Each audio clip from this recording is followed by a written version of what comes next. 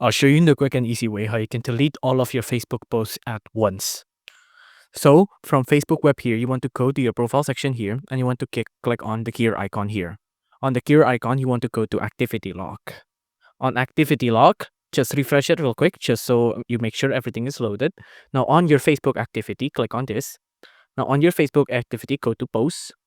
Go to posts, and then you want to go to your posts and videos Now you can see on the post here, you can see we already have a post that is listed everything here.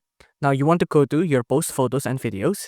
Now you want to click on this button to select it all, and you want to click on the trash icon to delete it all.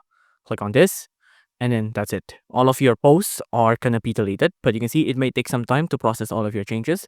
So just be patient and wait for all of it to finish. After a while, after like 3-4 minutes, you can come back to this page, refresh, and to make sure that all of your posts are deleted and is clean. If you enjoyed this video, please do consider liking and subscribing.